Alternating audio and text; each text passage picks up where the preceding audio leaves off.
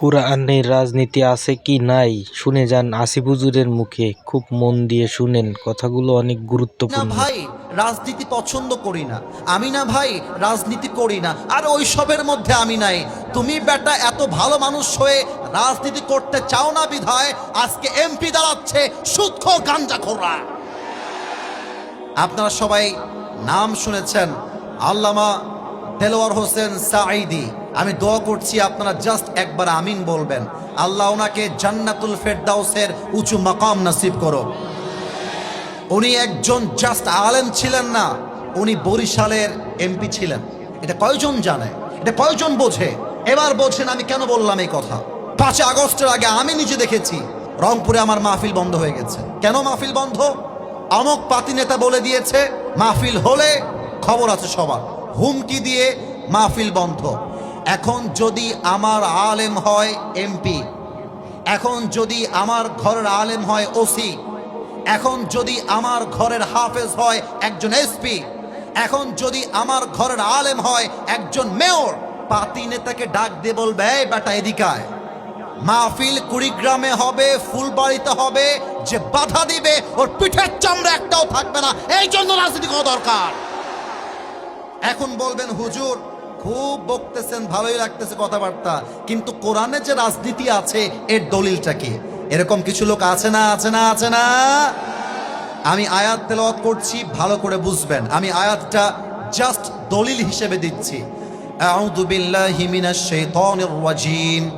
ইন্নাল্লাহা ইয়া'মুরুকুম আন তু'আদ্দুল আমানাতি ইলা আহলিহা ওয়া ইযা হাকামতুম বাইনান নাসি আন তাহকুমু বিল আদল। Allah says in this ayah, give people back what they deserve in their lives. And Allah says in this ayah, whenever you judge between people, you have to judge with justice. Allah বলছে শোনো, যখন তোমরা বিচার করবে ইনসাফের বিচার করবে, যখন তোমরা বিচার করবে তোমরা জাস্টিসপূর্ণ বিচার করবে। এবং আল্লাহ বলছেন যে যা পায় তাকে তা বুঝিয়ে দেওয়া, এটার নামে ইসলাম। ঠিক কিনা বলেন? আচ্ছা, এই আয়াতের সাথে রাজনীতির সম্পর্ক কি? এই আয়াতের সাথে পার্লামেন্টের সম্পর্ক কি? আমি একটু বুঝাই দেই। আগে প্রশ্ন করি, আগামীর সংসদ কোরআন দিয়ে চলবে, এটা কি চাই নাকি চাই না? এটা রেকর্ড হচ্ছে ক্যামেরায়, এভাবে আওয়াজ দিয়ে বললে হবে না। আগামীর পার্লামেন্টে কোরআন চাই কি চাই না? এবার এক্সাম্পল দেই, জাস্টিস কাকে বলে, ইসলামে ইনসাফ কেমন করে বোঝানো হয়েছে।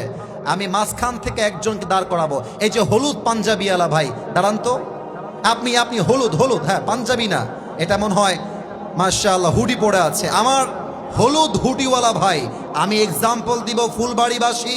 আগে বলেন আমার ভাইকে দেখা যায়? এ কোন মরা লোক রে বাবা, দেখা যায়? মনে করেন তোমার নাম কি? সোহেল ভাই। আমার ওই পাশ দিয়ে নেমে যাচ্ছি, ওয়াজ শেষ করে আমার সামনে আসছে। এক্সাম্পল হিসেবে বলছি, সোহেল হচ্ছে এই ফুলবাড়ির পাতি নেতা। এক্সাম্পল, উদাহরণ, যদিও বা সে আসলে নয়। তো আমাকে ওখানে গিয়ে বলছে কি হুজুর খুব রাজনীতি নাকি?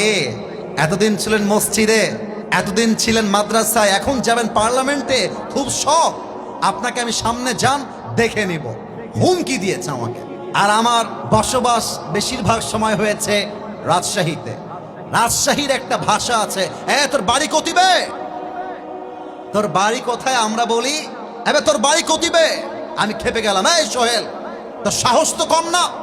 ড্রাইভার সাহেবকে বললাম, ড্রাইভার সাহেব চাকু নিয়ে আসেন, হাইসা নিয়ে আসেন, দাও নিয়ে আসেন। দাও নিয়ে আসছে, রাগের মাথায় দিয়েছি একটা কোপ, ও ডান পা কেটে গেছে। এবার আপনাদের পালা, বাম পা না ডান পা? এই যে বোঝে নাই, ডান পা না বাম পা? ডান পা, এক কোপে কেটে গেছে।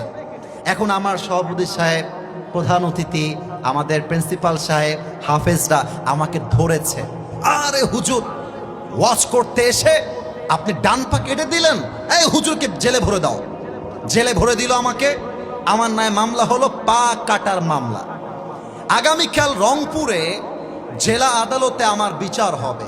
জজ সাহেব আসছে, এসে বলছে হুজুর আপনার ওয়াজ তো আমিও দেখি, আপনি লোকটা খালি দেখতে সুন্দর কিন্তু মানুষটা আপনি আসলে ভালো না, আমাকে বলতে জজ সাহেব। তো জজ সাহেব বিচার করেছে যে আসিফ হুজুরের বিচার হলো 10 লাখ টাকা জরিমানা আর 1 বছরের জেল। এবার আপনারা বলবেন 10 লাখ টাকা জরিমানা আর কয় বছরের জেল? আর একটু জোরে দাঁড়ায় থাকা ভাইরা বলে নাই 10 লাখ টাকা জরিমানা, কয় বছরের জেল? এবার বিচারটা ইনসাফপূর্ণ হলো কিনা বোঝার জন্য একটা দাড়িপাল্লা নিয়ে আসো। দাড়িপাল্লার সোহেলের ডান পাটা দাও দাড়িপাল্লার ডান দিকে, আর আমাকে যে বিচারটা করা হয়েছে ব্রিটিশ আইন অনুযায়ী 10 লাখ টাকা আর 1 বছরের জেল, দেন দাড়িপাল্লার বাম দিকে। এবার আপনাদের মেধার পালা, বুদ্ধির পালা। বুদ্ধি থাকলে উত্তর দিবেন, না হয় কিপ কোয়াইট, কিপ সাইলেন্ট, চুপ থাকবেন। ডান দিকে কাটা ডান পা, বাম দিকে 10 লাখ টাকা 1 বছরের জেল। আপনি যতই টানেন সমান সমান হবে। রাইট আনসার, সমান সমান হবে। আচ্ছা 20 লাখ টাকা দিলাম আর 2 বছরের জেল, তাও সমান সমান হবে। সমান সমান করতে চাইলে আল্লাহর জমিনে আল্লাহর কোরআন দিয়ে আইন পাশ করতে হবে। কেমন করে? Let me share with you. বসে পড়ো। আল্লাহ তাআলা বলছেন ওয়াকাতাবনা আলাইহিম ফিহা আন্নান নাফসা বিন-নাফস ওয়াল আইনা বিল আইনি ওয়াল আনফা বিল আনফি ওয়াল উযুনা বিল উযুন ওয়াস সিন্না বিস সিন্নি ওয়াল জুরুহা কিসাস। আল্লাহ তাআলা বলছেন কেউ তোমার চোখ তুললে তুমি তার চোখ তুলে নাও। চোখের বদলে চোখ, নাকের বদলে নাক, কানের বদলে কান, হাতের বদলে হাত, পায়ের বদলে পা, জানের বদলে জান। এটার নামই ইসলাম, এটার নামই কোরআন। এবার দেখেন আমি ডান পা কেটে দিয়েছি, এবার সংবিধানে কোরআনটা নিয়ে যান। এবার বিচার করেন, যেহেতু আসিফ হুজুর ফুলবাড়িতে গিয়ে সোহেলের ডান পা কেটে দিয়েছে, আপনারাও আসিফ হুজুরের ডান পা কেটে দেন। এবার দাড়িপাল্লা নিয়ে আসেন, দাড়িপাল্লার ডান দিকে দেন সোহেলের ডান পা, আর দাড়িপাল্লার বাম দিকে দেন আসিফ হুজুরের কাটা ডান পা। এবার টান দেন, দেখবেন দুইটা সমান সমান হয়ে গেছে। ওয়ামান হাকামা বিহি আদালা।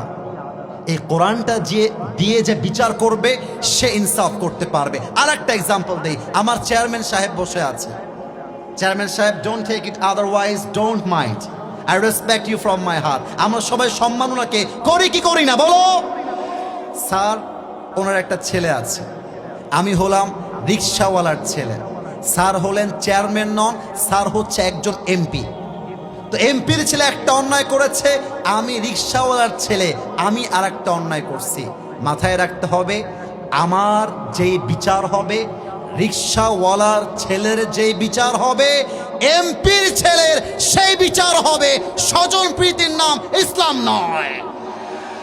সেম বিচার। 1 নাম্বার কোরআন শেখায় ইনসাফপূর্ণ রাজনীতি। 2 নাম্বারটা বলে শেষ করে দিব, ইসলাম কখনো রাষ্ট্রের ক্ষমতায় কোন নারীকে দেখতে চায় না। আমরা আগামীর পার্লামেন্টে কুড়িগ্রামবাসী, আমি জানি না আপনারা আমার সঙ্গে একমত হবেন কিনা, যদি একমত হন আমাকে ঠিক বলবেন কলিজা দিয়ে, বাঘের মতো হুঙ্কার দিয়ে। আমি আসিফের দাবি নয়, 18 কোটি মানুষের দাবি। আগামীর সংসদে আমরা এমন এক প্রধানমন্ত্রীকে দেখতে চাই, যেই প্রধানমন্ত্রী পার্লামেন্টে দাঁড়িয়ে দেশের পক্ষে যেমন বক্তব্য দিবে। আমার দেশের প্রধানমন্ত্রী চাইলে ঢাকার জাতীয় মসজিদ বাইতুল মুকাররমে দাঁড়িয়ে জুমার খুতবা দেওয়ার যোগ্যতাও রাখবে। হাত তুলে বলো সবাই, ঠিক কিনা?